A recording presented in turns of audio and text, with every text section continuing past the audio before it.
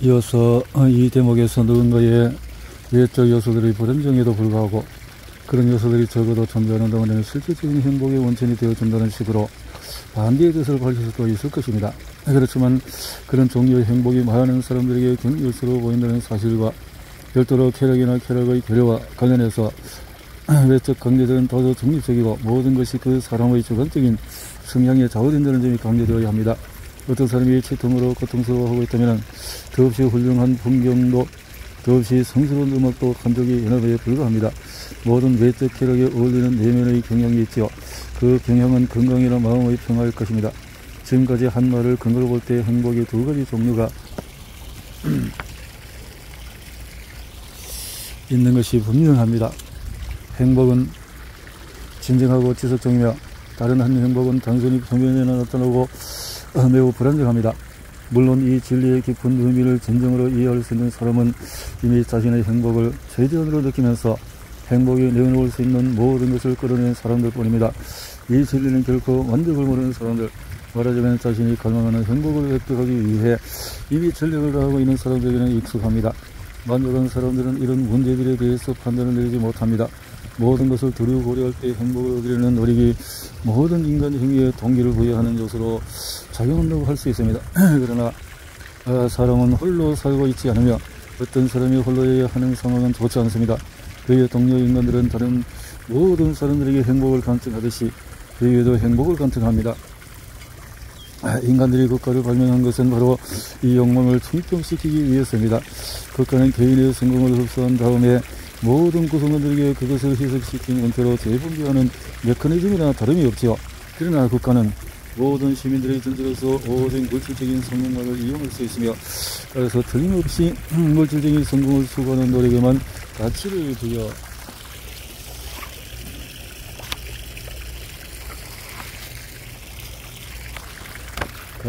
부여합니다. 따라서 개인의 행복은 객관성도 중요해야 합니다. 말하자면 개인의 행복이 객관적으로 각각 가능한 원천에서 나와야 한다는 뜻입니다. 만약에 순수하게 이성적인 행복처럼 지각 가능한 그런 원천이 존재할 수 없다면 이성적인 목적을 추구하는 것은 가치 없는 일이라는 결론이 나옵니다. 바로 여기서 우리는 새로운 질문에 직면합니다.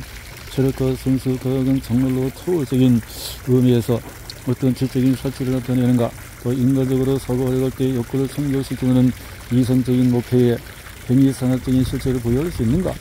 급진적인 주관주의자들 이 세상을 착각으로 여기고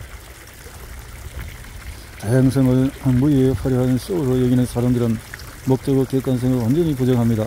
다시 말하는 급진적인 주관주의자들은 인간과 그의 목적에 대해서는 어떤 것이든 그 존재를 인정하지 않고 있습니다. 대신에 그들은 우리의 머리로부터 세상으로 자연의 한목적성이라는 생각을 투사했다고 주장합니다. 칸트의 아우리들은 적어도 이 점에서 물질주의자들과 공통점을 많이 보입니다. 분명히 이 관점은 극도로 메마르고 비생산적입니다. 이 관점이 기능적이고 과학적인 방법에 근거를 둔 이론적인 조사의 죽음을 의미합니다. 그것은 가슴과 감수성을 가진 건강한 모든 사람들에게 전능을 의미합니다. 모든 철학은 경험적인 토대를 가져야 합니다. 유일하게 진정한 철학의 토대는 우리가 우리 자신에 대해서 경험하는 것들이고 우리 자신을 통해서 주변 세상을 경험하는 것들입니다. 우리의 경험을 하나의 초상적인 관념으로 전환시키는 선언적인 모든 구조는 반드시 우리를 그릇된 결론으로 이끌게 되어 있습니다. 지금쯤 우리는 그 같은 사실을 알아야 합니다. 피히테와 셀링, 니츠가 말했듯이 우리의 철학은 무엇보다도 먼저 우리가 가장 가까운 것들에 관한 철학이어야 합니다. 우리의 철학은 충격 이유의 원리에 따라서 실제 경험을 바탕으로 미지의 것에 관한 추론을 이끌어내는 것이 되어야 하지, 내부 세계를 바탕으로 내부 세계에 관한 추론을 이끌어내거나 오면 내면의 세계만을 확인함으로써 외부 현실을 부정하는 것이 되어서는 안 됩니다. 시간과 공간, 인과성이라는 선언적인 범주를 제외하고는 경험에 근거하지 않는 것은 아무것도 없습니다.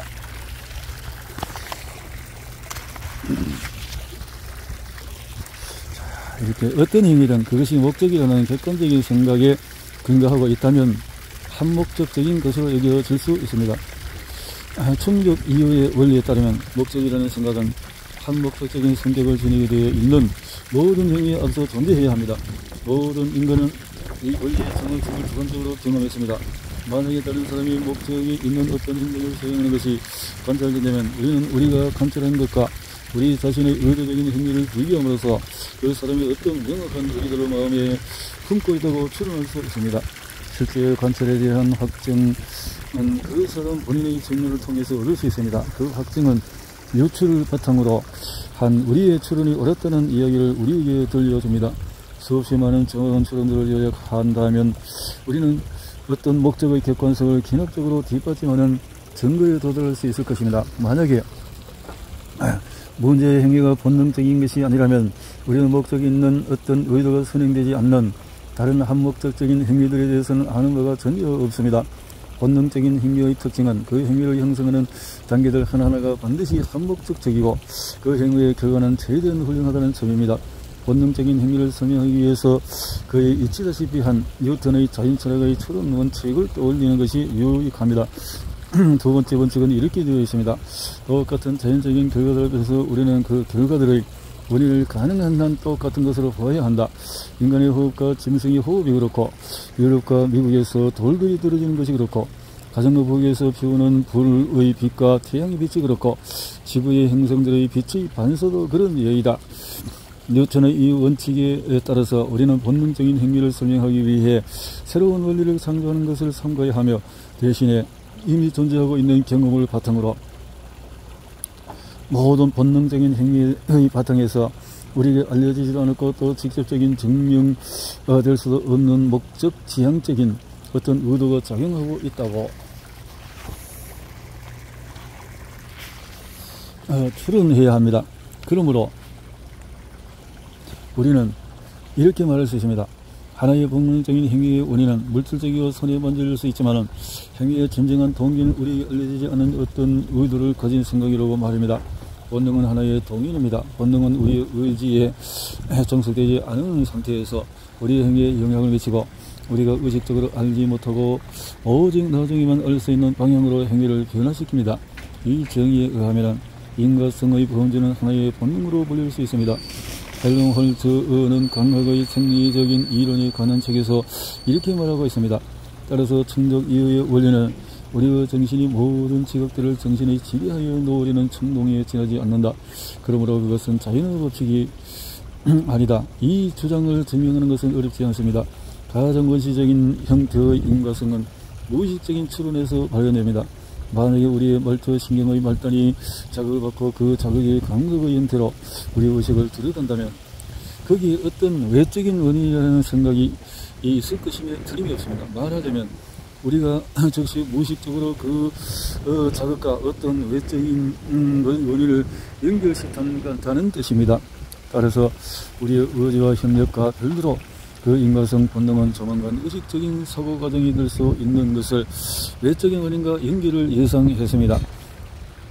그 연결은 의지와 함께 별도로 무의식의 차원에서 일어나며 그 결과는 마치 우리의 밖에서 왔다는 듯이 기성품처럼 우리에게 전해지지요.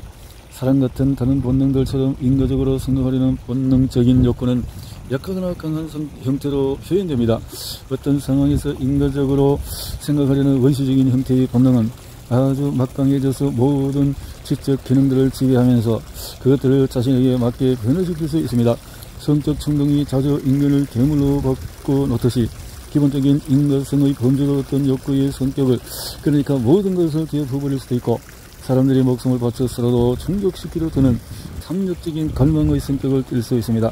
그것은 우리가 격노하도록 만들고 인간의 모든 선행과 법령을 격렬하도록 만들고 다른 사람들이 흐느낄 때 미소 짓도록 만드는 끈질 갈망입니다. 그것은 충동적으로 모든 정벽들을 무너뜨리고 심지어 삶의 의지까지 짓밟아 버릴 수 있는 진리를 향한 열광적인 욕망입니다.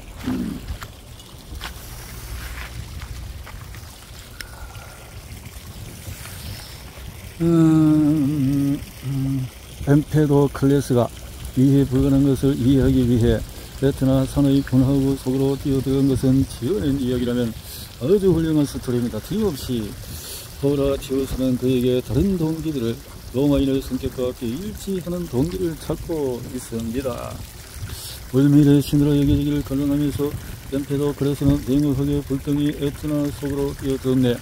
우리가 순수하게 비극적인 정신을 표현하고 있는 그런 인물들, 그러니까 삶과 죽음이 진리에 대한 지식에 달려있는 파우스트 같은 조건들을 발견하는 것은 고대 그리스 로마 시대만이 아닙니다. 하이니 폴 크라이스트는 칸트의 인식론 비판을 읽고 어떤 친구에게 이런 편지를 썼지요.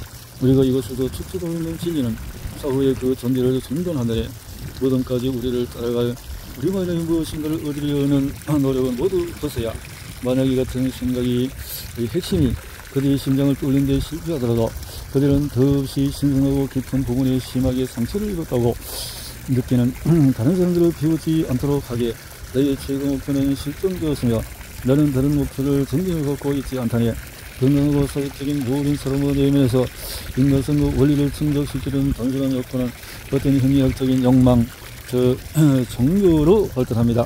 최초의 인간이 왜 하고 물으며 어떤 변화의 원인을 조사하려고 노력했을 때 과학이 탄생했습니다. 그러나 과학만으로는 누구도 만족시키지 못합니다.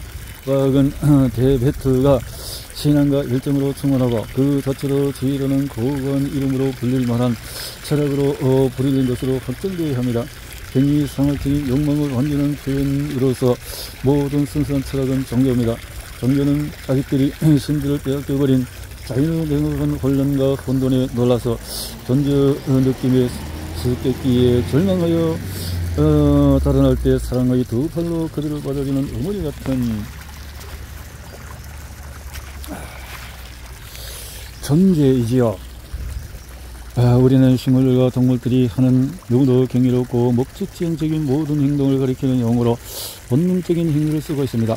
동식물들의 이런 행위들은 과학자들의 경외심을 불러일으켰죠. 그게 19세기 초에 수많은 사상가들이 본능에 대한 지대한 관심을 보였습니다. 한일어 쉐링은 이렇게 말합니다. 동물적인 본능의 표현은 사례 본 사람들에게 알려진 인상 중에서 가장 두드러지며 그런 표현들이야말로 순수 철학의 진정한 시금석이다. 찰스 다윈은 실제로 진화 이론의 본능을 새로운 원리로 확립시켜야 한다는 의무감을 느꼈죠. 알고 있듯이 쇼펜하우의 본능을 의지 객관의 한 단계로 설명하고 있습니다. 그렇지만도 목적 있는 의도는 절대적으로 근본적인 요소를 더하면서 본능의 중요성을 강조했습니다. 절대적인 한목적 성은 모든 본능적인 행위의 특징입니다. 만약에 원인과 결과의 사슬을 따라서 거꾸로 거슬러 올라간다면 우리는 곧 우리의 이해력, 즉 손에 만져지는 원인들을 생각해낼 수 있는 능력이 기능을 멈추게 되는 한계에 도달할 것입니다. 물리학이 탁월한 예를 제시하고 있습니다. 돌 하나가 땅에 떨어집니다. 왜 그럴까요? 중력 때문입니다. 그렇다면 그 돌은 왜 중력에 반응하고 있습니까? 중력에 반응하는 것이 돌의 특성이기 때문이죠. 바로 이 지점에서 상황을 파악하는 우리의 능력이 끝나게 됩니다. 본능의 문제. 이제 앞으로 제기한 문제로 돌아가겠습니다. 인과성을 충족시키려는 욕구가 원리에 지닌 이성적인 목표는 행위상학적인 실체를 가졌습니까? 같습니까? 아픈 원인은 우리가 충족 이후의 원리를 갖고 목적의 존재를 증명했다는 점을 보여주고 있습니다. 만약 인과성의 원리의 선언적인 지위가 어떤 목적을 갖는다면 그 원리는 또한 어떤 쓰임새를 갖고 있습니다. 그러나 그 쓰임새는 목적과 마찬가지로 초월적이죠.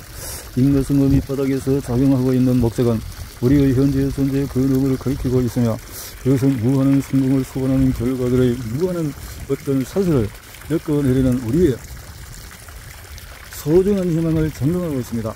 어쨌든 인과성은 목적을 갖고 있으며 그래서 과학과 철학의 종교도 쓰임새를 초월적인 쓰임새를 갖고 있습니다. 그러므로 인과적인 사고가 쓸모없다는 이유로 그런 사고에 대한 욕구를 충족시킨 것을 폄하하는 사람들은 모두 완전히 틀렸지요. 그런 사람들은 계속 헛소리를 지르도록 그냥 내버려 두십시오. 우리는 괴티의 생각에서 위안을 느낄 수 있습니다. 그들의 거짓말의 시끄러운 울림은 단지 우리가 웃어야 하는 것을 입증할 뿐이야. 우리가 목적을 인식하지 못한다는 사실, 또 이 목적이 여전히 전적으로 이성적이라는 사실은 조금도 중요하지 않습니다. 만약에 자신의 종과 멀리 떨어진 상태에서 사육되던 어떤 새가 가을에 반면 욕구에 사로잡힌다면 그 새는 곧 겨울이 그 땅에 찾아올 것이고 그러면 저희와 공균이 속에서 죽게 될 것이라는 것을 알고 이럴 것일까요? 그 새 방랑 여건은 그 목적이 의식적인 정신 모르게 숨겨 있다고 해서 목적이 없는 것입니까? 그러나 인간으로서 우리는 지금 가을이고 곧 겨울이라고 오고 있다는 것을 알아야 하고, 건전한 본능은 우리에게 겨울의 무서운 것들을 멀리하라고 경고합니다. 니츠는 아주 훌륭한 어느 단락에서 이렇게 말하고 있습니다. 겨울날이 우리 머리에 와 있고 우리는 높은 산에서 빈곤과 위험 속에 살고 있다. 모든 즐거움은 잠깐이며 하얀 산 위의 우리를 비추는 햇빛의 모든 반짝임은 희미하다. 인과성의 법칙을 증득시키려는 여건은 어디를 가나 충직한 양치기처럼 우리를 따라다니며 우리는 그 법칙의 목소리를 결코 듣지 않을 수가 없습니다. 우리가 문제에 직면할 때마다 그 법칙이 우리의 길을 가로막고 나서지 않습니까? 우리에게도 간청도 하고 격려도 하면서 말입니다. 그래, 맞아, 질문을 해. 계속 질문을 던지는 거야. 그러면 마지막에 당신의 목표에 닿을 수 있어. 그 법칙이 우리에게 가던 길을 멈추고 회의에 사로잡혀 이렇게 말하라고 권하지 않습니까? 어제 나는 무엇이었으며 오늘 나는 무엇이며 내일 나는 무엇일까? 나는 어떤 목표를 이루려고 노력하고 있으며 또 우주는 어떤 목표를 추구하고 있는가? 영국을 세울 동안에 자신의 경로를 따라 회전하는 수많은 세계들을 가진 별들이 충천한 하늘의 목표는 무엇인가? 왜 우리는 수호신의 작은 소동에 신경을 쓰지 않는가? 왜 우리는 향기로 우리의 모든 고통을 누그럽기를 결코 시들지 않는 그 꽃 쪽으로 손을 뻗지 않는가? 우리는 자욱한 안개 속으로 이끄는 길로 나서기를 두려워하면서 그들 자신을 덧없는 순간의 성공에 현혹되도록 내버려 두고 있다. 니체는 우리 주변의 세상은 귀신의 행위들로 가득하다고 말하고 있습니다. 우리의 삶의 순간들은 우리에게 무엇인가를 들려주려고 애쓰고 있지만 우리는 이 정령의 목소리에 귀를 기울이려 하지 않는다. 우리는 홀로 차분히 남는 경우에 우리 귀에 우리 무슨 소리가 속삭여질까 두려워한다. 그래서 우리는 고요를 싫어하고 사교성을 통해서 자신의 감각을 마비시킨다. 우리는 이 세상을 지나치게 강하게 믿고 있습니다. 또 우리는 성공에서 비롯될 행복을 지나치게 강하게 믿고 있습니다. 가장 위대한 인간인 그리스도와 모든 시대의 현자들이 그와 정반대의 태도를 가져야 한다고 가르치고 있고 또 그 같은 사실을 몸소 보여주고 있음에도 불구하고 우리는 그런 태도를 버리지 못하고 있습니다. 우리는 실로의 말로 모든 형이상학적인 욕망을 부정하고 있습니다. 당신은 거기서 무엇이 당신을 기다리고 있는지 아는가? 당신은 지금 얼마나 높은 대가를 지불하고 있는지 아는가?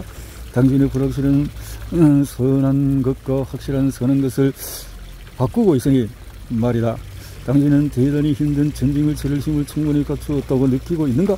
정신과 가슴, 즉 감정과 생각이 서로 일치하지 않을 때 당신은 회의라는 불멸의 시드라와 함께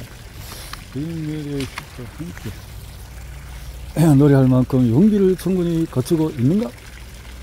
그리고 남자답게 당신 자신 안의 적을 직면할 용기도 갖추고 있는가? 한편 우리는 이렇게 말합니다. 용감하게 시도하지 않으면 어떤 이익도 얻지 못한다고 말입니다. 행복을 외부의 상을 들여 기대고 있는 사람은 자신의 세상 전체에서 하룻밤 사이에 물이 내리는 것을 볼 수 있습니다.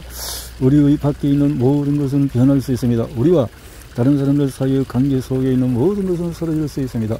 왕실과 자신의 땅이 없는 왕은 무엇입니까? 병사들을 건드리지 않고 있는 장군은 뭡니까? 높은 지위를 인정해 줄 사람을 두고 있지 않은 고관 대적은 뭡니까?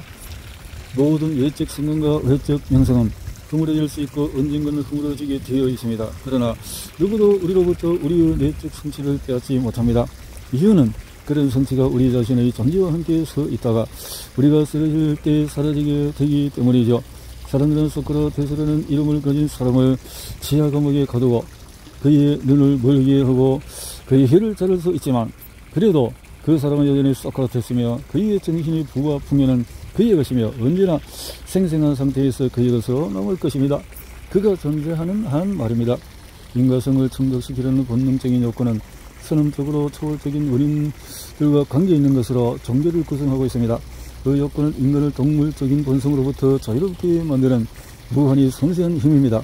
그 힘은 나아가서 인간을 과학적과 철학의 차원으로 끌어올리고 그렇게 함으로써 인간을 무한의 세계로 옮겨놓죠. 그럼에도 그 요건은 본능적입니다. 이 같은 깨달음은 우리를 새로운 생각의 기차로 새롭고 복잡한 어떤 문제로 이끌고 있습니다. 질문은 이것입니다. 인과성의 본능과 다른 본능들의 관계는 무엇이며 인간성의 본능을 우선시하는 데 대한 정당성을 우리는 어디서 끌어낼 수 있는가? 지금까지 우리는 인간성의 법칙을 만족시키려는 욕구를 충족시키는 것을, 그 욕구가 가장 위대한 행복의 원천이라는 것을 근거로 정당화했습니다.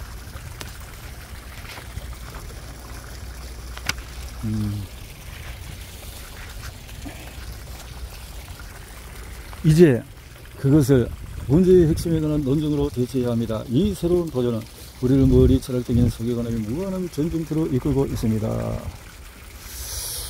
루카스 헬란드는 그렇게 말하고 있습니다. 석양 흐릿한 빛, 낮과 밤의 투쟁, 그런 것이 인간의 삶이라고 말입니다. 습관하는 인간은 자신이 만들지 않은 무엇인가에 알 수 없는 활기에 당황하며 혼란을 느끼고 있습니다. 그 무엇인가는 습관은 인간을 위해 존재하지 않으며 그것을 철학적인 문제를 놓고 그때의 머리를 싸매며 그것에 큰 의미를 부여하려고 말하자면 겉모습들의 비행 속에서 정기점을 발견하려고 노력하는 인간의 존재에 무관심한 채 무수히 많은 형태로 스스로를 추구하고 있습니다. 보십시오. 은혜로운 봄, 햇살이 강한 성령과 성장을 안겨줬던 그 모든 것들이 하루 온사이에 매서운 소리에 희생되고 말며 아침에 생명의 꽃은 떨어지고 그 뿌리는 파괴됩니다. 그러면 습관은 인간을 생각합니다. 모든 것들이 짧은 시간 동안만 살다가 죽음의 영원한 밤 속으로 던져지도록 창조되었다고 말입니다. 그러나 보십시오. 모든 죽음으로부터 새로운 생명이 생겨납니다. 찬란한 생명이 지칠 줄 모르는 에너지로 거듭 폭발적으로 터져나옵니다. 생명이라는 것이 사실은 영원한 흐름이기 때문이죠. 만물은 흐르게 되어 있습니다. 새롭게 태어나고 죽는 것이 끊임없이 이어지고 있습니다. 의미나 목적 없이 영원히 변하고 있는 어떤 풍부함이 있습니다. 직전의 삶의 파도보다 더 부조리한 삶의 파도가 연속적으로 이어지고 있습니다. 생각이 깊은 사람을 당혹스럽게 만들며 자연의 관계어린 카니발이 벌어지고 있지요. 카니발이 벌어지고 있지요.